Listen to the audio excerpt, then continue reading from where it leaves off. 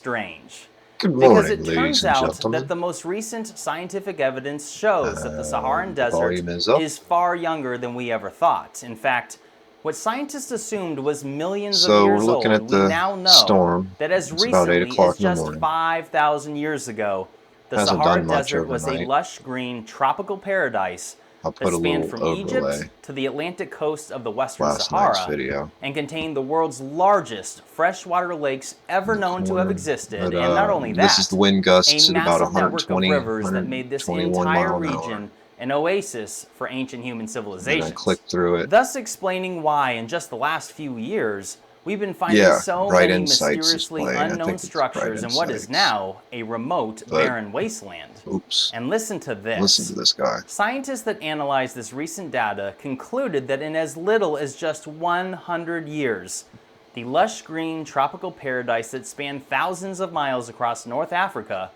was mysteriously wiped out and transformed into what is now the world's largest hot desert. Think about that. In as little as 100 years, 1 century? In other words, something unbelievably radical happened here on Earth in the not so distant past to cause a complete swing in climate throughout such an enormous region and so quickly. Although I must say that estimates do vary, with some scientists saying that it was more likely to be over the course of 5 centuries rather than 1 century, but either way, we are talking about an unbelievably short period of time. So the big question becomes, why did this happen?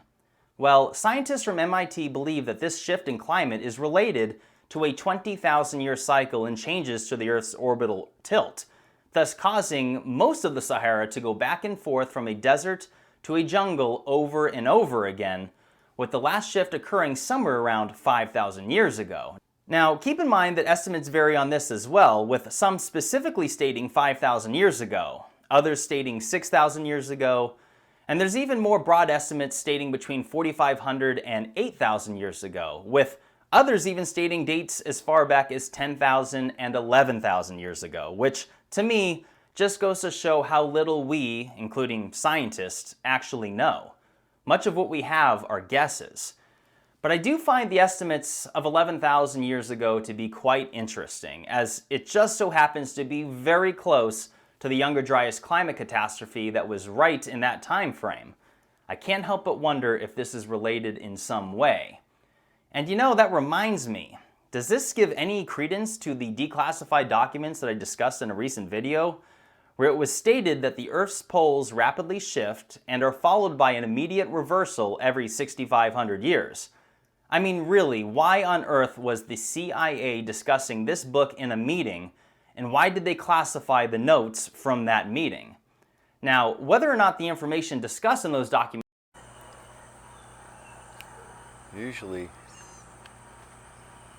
when the hurricanes come through, there's no clouds in the sky. And I know a lot of people can perceive it as no clouds, but look. I mean, we do have clouds, but this is what they're doing at night when you hear all those jets. And if you're old enough to remember Skylab, they had a fleet of, I think, 100 jets, something like that. And they would fly all night long, all day long, 24 hours a day, 7 days a week. I think it was for like 10 years to stay in contact with Skylab because we didn't have satellites. Not a whole lot of them back then, at least. See it? I know you guys are going to think I don't ever sleep, but I never have really slept a whole lot. Now, of course, when I was a teenager, I could sleep.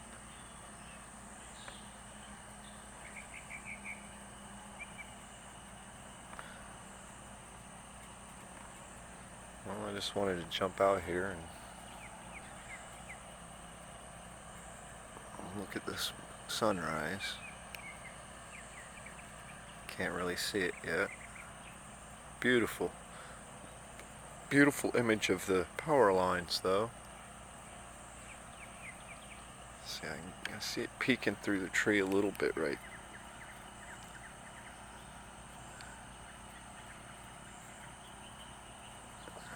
there. Yeah, it's peeking through the tree a little bit right there.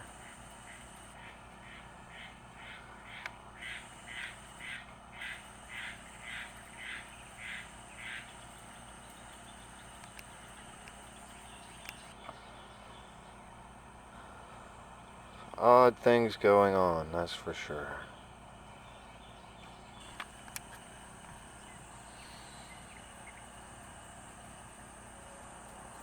I think the oddest thing that's going on is nobody sees it.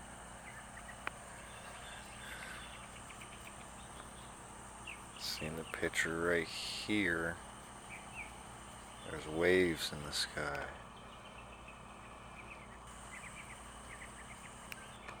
I don't think the camera will pick them up.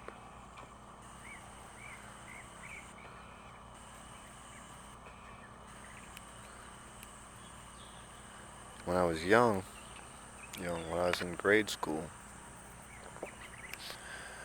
I did an experiment where I made clouds.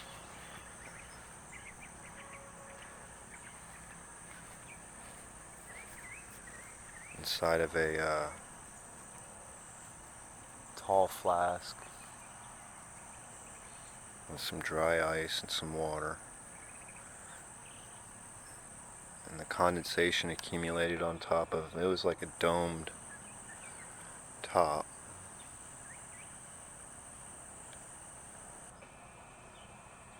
Can't see that, can you? And it rained inside of it. And then, I wrote a whole paper on how precipitation works. I don't got no moo cows.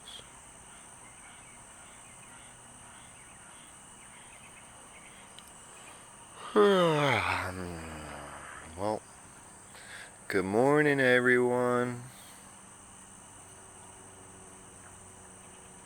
Let's see what kind of day today is.